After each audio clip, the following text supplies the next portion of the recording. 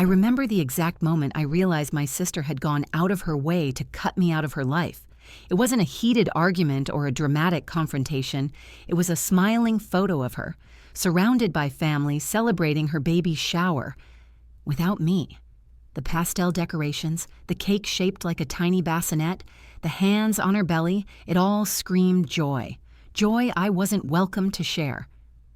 Scrolling through my feed that afternoon, my thumb froze on a post from my cousin Sierra. She had a way of stirring drama without ever saying my name. Her caption read, "Amazing party. Wish everyone could be here." The laughing emoji felt deliberate, like a wink meant only for me. I didn't give her the satisfaction of a reaction. I simply typed, "Congratulations," and sent it off.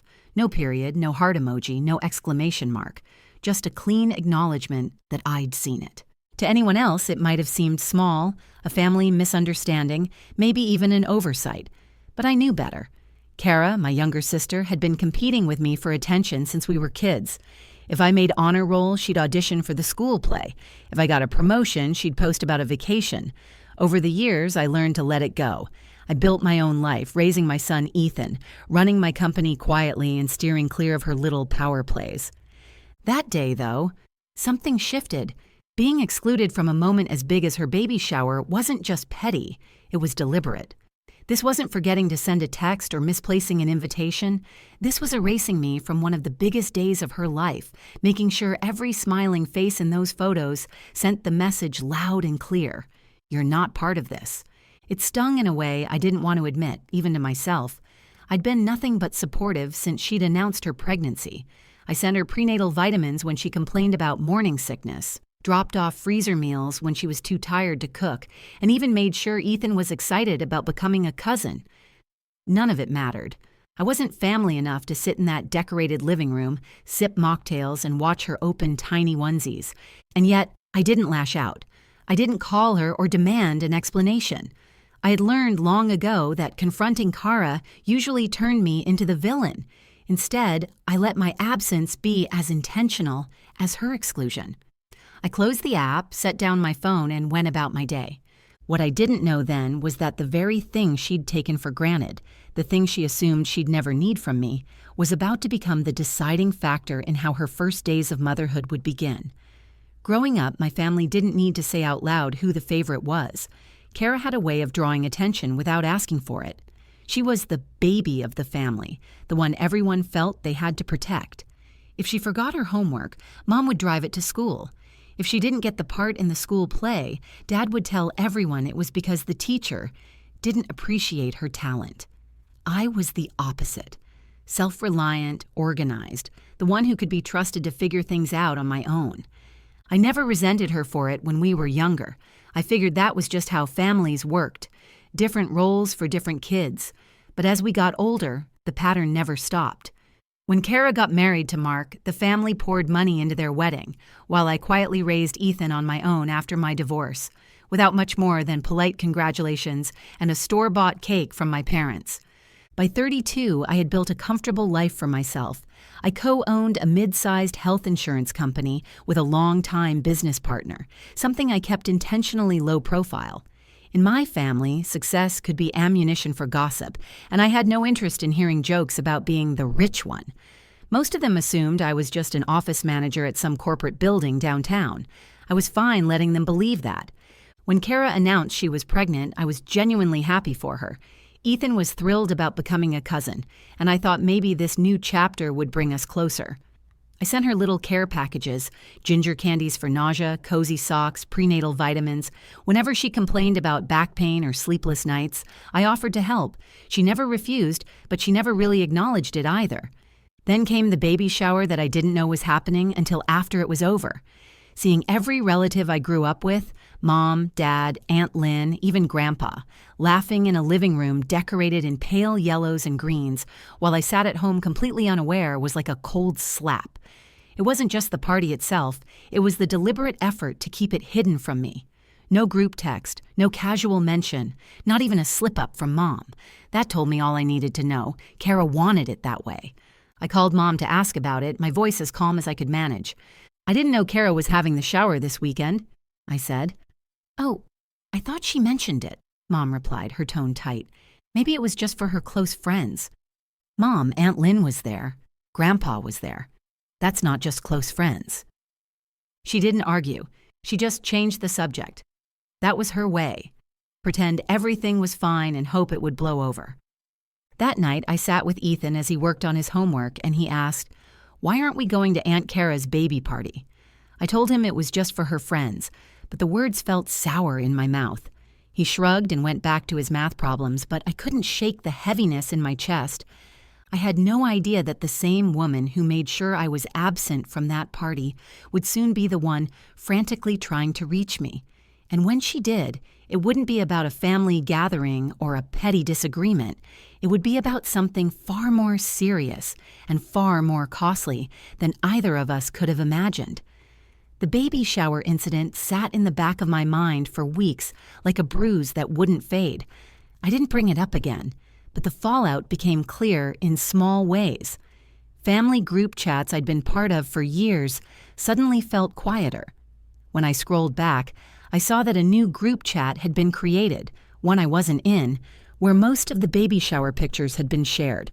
I only knew because Ethan borrowed my mom's phone during a visit and showed me a picture I'd never seen before. It wasn't just about missing one event anymore. Kara had turned it into a narrative.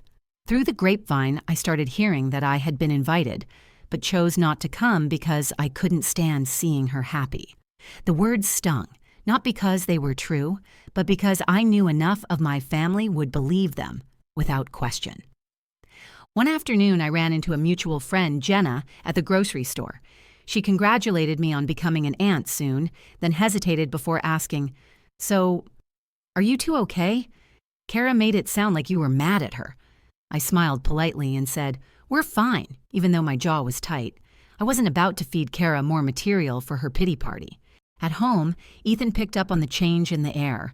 He asked why we weren't seeing Aunt Kara and Uncle Mark anymore, and I told him they were busy getting ready for the baby. I wanted to protect him from the mess, but kids are perceptive. He shrugged and went back to his video game, but I caught the slight furrow in his brow. Work was my escape from the tension. My insurance company, Crestline Health, was thriving. My business partner, Rob, and I had worked for years to build a solid network of hospitals, doctors, and specialists. We had a reputation for fair pricing and transparent policies, which wasn't common in the industry. I knew every hospital on our coverage list, including Mercy Hills Medical Center, the same one Kara had mentioned in passing when talking about her birth plan months ago. It was during one of our quarterly reviews that I noticed a small change in her file, not as her sister, but as a customer. She had downgraded her plan. I saw it because our system flags policy changes for clients with certain conditions or coverage histories. Kara had switched from a full coverage plan to a lower tier one that excluded maternity care. It wasn't unusual. People sometimes cut costs without fully reading what they're giving up. But it caught my attention. I stared at her name in the database for a long moment before closing the file. I didn't think much about it again until a rainy Thursday night in late March when I was tucking Ethan into bed. My phone lit up with Mom's name. When I answered, her voice was frantic. "Hannah, it's Kara. She's in labor, but there's a problem. They're saying her insurance isn't covering the delivery. She's hysterical." I sat up straighter. "What do you mean it's not covering it?" "They said the claim was denied. Something about her plan not having maternity coverage. They want payment up front, and she's screaming at the front desk." I could picture it clearly. Kara's voice raised, her cheeks flushed, Mark pacing beside her with his hands on his head. Mom's voice cracked. "You have to help her. Isn't this your company?" "It is," I said evenly. "But she signed up for the plan she has now. That's not a mistake on our end." "Hannah, please," Mom begged. "This isn't the time to make a point." I wanted to say that I hadn't made a point. Kara had made hers months ago when she decided I didn't deserve to be part of her life unless it was convenient. I wanted to say that while she was hosting pastel-themed parties without me, I was sending her gifts and raising her nephew alone. But I bit my tongue. Instead, I asked, "Where is she?" "She's at Mercy Hills. Please just call them. They said they can't move forward without a payment or an insurance approval." After we hung up, I sat at the kitchen table for a long time. The rain tapped against the windows, and the house felt unusually quiet. Ethan was asleep, unaware that his cousin was minutes away from being born. I opened my laptop and logged into the company's internal portal. Kara's file was still there, the plan details exactly as I'd seen them weeks ago. The maternity coverage section was blank. It wasn't personal, it was policy. That's what I told myself as I closed the file again. But the truth was, it was personal. It wasn't about punishing her. It was about holding her accountable. Actions had consequences, and for once I wasn't going to shield her from them. My phone buzzed again, this time with a text from Sierra. "Wow, so you're just letting your sister get screwed over in the hospital?" Classy. I stared at the screen, feeling a mixture of anger and clarity. Sierra wasn't in that delivery room trying to swipe a credit card that would be declined. Sierra wasn't the one who had been erased from every important family moment for years. I put my phone down and went to bed. I knew the storm was coming, and for once I was ready for it. The next morning, I woke to a string of missed calls and texts. Most were from Mom, a few from Mark, and one from Kara that was just a single line. "How could you let this happen?" The messages from Mom were frantic. She'd written things like, "They're saying it's going to be over $28,000, and they won't release her without a payment plan." There were even a few guilt-laced gems like, "She just had a baby, Hannah. You're really going to leave her like this?" I sat at my kitchen table with my coffee, scrolling through them one by one. Part of me wanted to fire back and remind them that Kara wasn't a helpless teenager. She was an adult who had made choices, and one of those choices had been to cut me out of her life. She hadn't considered me important enough to invite to her baby shower, but now I was supposed to be the first call when she needed saving. I closed my phone and opened my laptop, logging into the Crestline Health portal again. Kara's account popped up immediately, her policy details glaring at me from the screen. Coverage, Tier 2, Basic Plan, Maternity Care, not included. It was all there in black and white. She had downgraded her plan 3 months earlier, presumably to save on monthly premiums. I clicked into the change request and saw her own electronic signature at the bottom. In this business, I'd seen people cry, yell, even threaten lawsuits when they realized too late what their plan didn't cover. It was never easy to stand by the rules, especially when it was family. But policies existed for a reason. Once you made an exception for one person, the line blurred for everyone. I stared at the Override and Approve button at the top of the screen. I had the authority to click it. One click, and the hospital would be told to process everything under full coverage. Kara would go home with her baby, and this entire financial nightmare would vanish before it even began. It would have been so easy. But the truth sat heavy in my chest. If I stepped in now, nothing would change between us. She'd go right back to freezing me out of family gatherings, twisting stories so I looked like the problem, and expecting me to bail her out when it suited her. I remembered the baby shower photos, the smiling faces, the pastel decorations, my mother holding a gift bag with my sister's name on it while my name wasn't even mentioned. That wasn't just a party. It was a clear statement about where I stood in my own family. This wasn't about revenge. It was about boundaries. I had spent years quietly swallowing disrespect to keep the peace, thinking that if I just stayed calm, they'd eventually see my worth. They never did.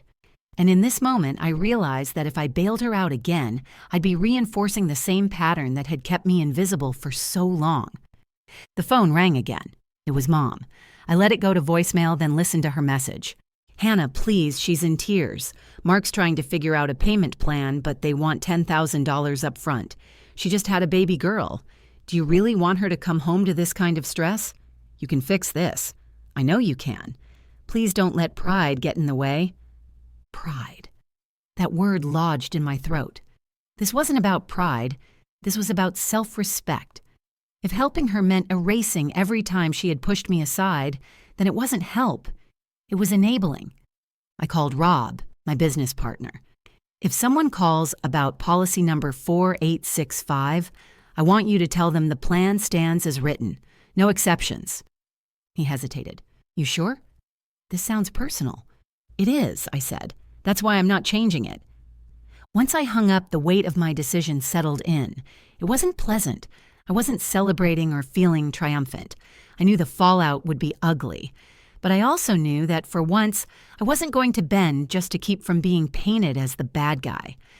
By midday, the texts turned from pleading to furious. Mark accused me of ruining their daughter's first week of life. Sierra jumped in with a snide, "Guess she really showed her true colors, huh?" I didn't respond to any of them. Instead, I closed my laptop, poured another cup of coffee, and sat by the window while Ethan played with his Legos. He had no idea what was going on, and I wanted to keep it that way. In his world, cousins weren't born into debt, and sisters didn't freeze each other out of milestones. I envied that kind of innocence. By evening, I had one final message from Mom. "I can't believe you would do this to your own sister. She'll never forgive you." I put the phone down and let out a slow breath. Maybe Mom was right. Maybe Kara would never forgive me. But for the first time in years, I could live with that. The confrontation came sooner than I expected. 2 days after Kara came home from the hospital, my doorbell rang. I opened it to find her standing there, pale and tired, with her hair pulled into a messy bun. She was wearing an oversized sweatshirt, and in her arms was a small pink bundle. My new niece. Her eyes were red, not from the baby, but from crying. Behind her, Mark leaned against their old sedan, arms crossed tightly. He didn't look at me. "Can I come in?" she asked. I stepped aside without saying a word. She walked to the couch and sat down slowly, holding the baby close. I sat across from her, giving her the space to speak first. "You could have fixed this," she began, her voice trembling. "The hospital bills they're insane, Hannah. We don't have that kind of money. I know you saw what happened and you just let it happen." I kept my tone even. "You changed your plan. You signed off on it yourself. I didn't let it happen. You made a choice and the policy worked the way it's supposed to." Her eyes flashed. "Don't talk to me like I'm some stranger off the street. I'm your sister." "And I was your sister when you had a baby shower and didn't even invite me," I said. My voice wasn't raised, but it was firm. "I was your sister when you let people believe I was bitter and didn't want to be there. I was your sister when you left me out of group chats and family photos. But when you needed me, really needed me, suddenly I mattered again." She shifted uncomfortably, glancing down at the baby. "That was different. I didn't think you'd care about the shower." "That's not the point, Kara. You didn't think I was important enough to be part of it. And now you want me to bend the rules, risk my company, and take on a $30,000 bill for you because we shared DNA?" Mark walked in from outside, clearly unable to stay quiet any longer. "It's not just about DNA, Hannah. It's about family helping family. Isn't that what you preach to everyone else?" I turned to him. "Family helping family goes both ways, but what I've learned is that in this family, it's always me doing the helping, and you two taking. And when I stop, suddenly, I'm the villain." Kara's voice cracked. "You're acting like this is some kind of punishment." "It's not punishment," I said. "It's reality. Actions have consequences. You made financial decisions without thinking about the risks. You pushed me out of your life when it was convenient, and now you're seeing what that feels like when you actually need someone." Silence filled the room for a long moment. The baby made a small sound, and Kara adjusted the blanket around her. I could see the exhaustion in her posture, the weight of new motherhood settling on her shoulders alongside the crushing stress of medical debt. Part of me ached for her, but another part, the part that had been dismissed and minimized for years, knew this was a turning point I couldn't undo by caving in. Kara finally stood up, her face hardening. "I guess I know where we stand now." I stood too. "We've always known where we stand, Kara. You just never had to see it before." She looked like she wanted to say something else, but instead she turned and walked to the door. Mark followed without a word. I watched from the window as they got into the car, the baby seat in the back barely visible. That night, my phone buzzed with a text from Mom. She told me everything. "I can't believe you would turn your back on her at a time like this." I didn't respond. I'd said everything that needed saying face to face. The next morning, Sierra posted something vague on Facebook about some people being cold-hearted no matter how much you've done for them. It got the usual likes and comments from relatives who had no idea what actually happened. I didn't bother defending myself. But later that week, I received an email from one of Kara's friends, someone I barely knew. She wrote, "I heard what happened. For what it's worth, I think you did the right thing. Sometimes, people only learn when they face the reality they've been ignoring." It was the first time in days that I felt like someone understood. I knew the family narrative would twist this into something ugly. I'd be the sister who abandoned her sibling in the hospital, the aunt who didn't care about her niece, the business owner who cared more about money than people. But I also knew my truth. I hadn't abandoned her. I'd simply stopped erasing my own boundaries to clean up her messes. The image of her standing in my living room, holding her baby with tear-stained cheeks, stayed with me. Not because it made me feel guilty, but because it reminded me that love without respect is nothing more than obligation, and I was done living my life out of obligation. The weeks after Kara's visit were quiet, at least on my end. I didn't reach out and she didn't call again. My phone still buzzed with occasional group messages about family updates, mostly from Mom, but Kara's name never appeared in them. I could tell from the way messages were worded that there was now an unspoken divide. They'd arrange get-togethers without saying outright that I wasn't invited, but I'd see photos online later. At first, that stung. It was hard not to feel the familiar ache of being left out, of watching my family gather without me. But as the days passed, I realized something had shifted inside me. I wasn't losing sleep over it this time. I wasn't lying awake wondering what I could do to make them like me more. I wasn't replaying conversations in my head or crafting texts to smooth things over. For the first time in years, I felt free from the exhausting job of constantly proving my worth to people who didn't want to see it. Ethan noticed the changes, too. "Are we going to see Aunt Kara's baby?" he asked one night at dinner. "Yes," I said. "We'll visit when things settle down." I didn't want him growing up thinking family rifts had to last forever, but I also didn't want him thinking love meant letting people walk all over you. The balance between those two lessons was tricky, but I was determined to teach it. A month later, Kara texted me. It wasn't a long message, just, "I know things got ugly. I'm sorry for how I handled some of it." Some of it, not all of it.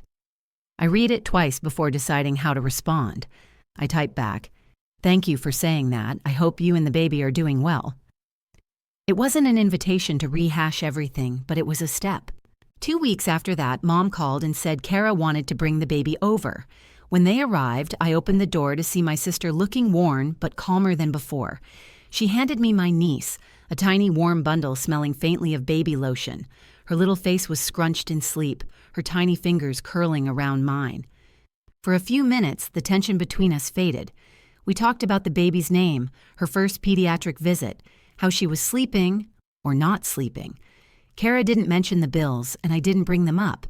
It wasn't forgiveness, but it was civility, and for now, that was enough. Ethan was thrilled to meet his cousin. He sat on the couch next to me, watching her with wide eyes. "She's so small," he whispered. I smiled, ruffling his hair. "You were that small once." When Kara left that day, she hugged me briefly. It wasn't the kind of hug we used to give each other years ago, but it wasn't stiff or cold either. Just a cautious, tentative gesture from someone testing the ground between us. In the months that followed, we saw each other at a few family gatherings. Things stayed polite, though not particularly close. The gossip from Sierra eventually died down, and the Facebook jabs stopped. Life moved forward. Kara and Mark worked out a payment plan for the hospital bills, and while I knew it was a financial strain for them, I also knew they'd had a hard but valuable lesson in planning for the unexpected. As for me, the experience reshaped how I saw my role in my family. I had always been the fixer, the reliable one, the person who stepped in no matter how I'd been treated. I thought that was what made me a good daughter, sister, and aunt, but all it really did was teach certain people that I'd tolerate anything. Standing my ground with Kara wasn't easy. It didn't feel triumphant or satisfying in the moment. It felt heavy. But over time, that weight lifted, replaced by a quiet confidence that I hadn't had before. I realized I could still be compassionate without letting people take advantage of me. I could still care for my family without sacrificing my self-respect. One evening, months later, I was closing up my laptop after a long day of work when Ethan asked, "Are you glad you didn't help Aunt Kara with the bill?" His question caught me off guard. "Why do you ask?" He shrugged. Because you always tell me to think before I do things, and you always say, if someone treats you bad, you don't have to let them keep doing it. Was that what you did? I nodded slowly. Yes, Ethan, that's exactly what I did. I wanted her to understand that the way we treat people matters, especially when we need them. He thought about that for a moment, then went back to his Legos. Kids move on quickly, but I knew the seed had been planted. The truth is, love without respect will drain you dry. You can pour yourself into people, but if they see you as a safety net instead of a person, you'll never be anything more than a tool for their convenience. It took me years to see that. Now, I choose when and how I show up for people. I no longer do it just because they share my last name. I do it when it's right, when it's earned, when it's reciprocated. And I've learned that setting those boundaries doesn't make you cold, it makes you honest. People like to say blood is thicker than water, as if family ties can excuse anything. But the truth is, the relationships worth holding on to, whether by blood or by choice, are the ones built on trust, respect, and mutual care. Without those, family is just a word. And I'm no longer interested in being part of a family that doesn't value the person I am, beyond what I can give. So that's how I learned one of the hardest lessons about family. Not everyone who shares your blood will treat you like family, and you don't have to keep proving your worth to people who refuse to see it. Sometimes the most loving thing you can do for yourself is to step back and let people face the consequences of their own choices. If you've ever been in a situation where you had to choose between helping someone and protecting your own boundaries, I'd love to hear your story. Share your thoughts in the comments below, because these are the conversations we need to have. And if you found this story engaging, make sure to give the video a like, leave a comment, and subscribe to the channel for more real-life stories that hit close to home. Your support helps keep these stories coming.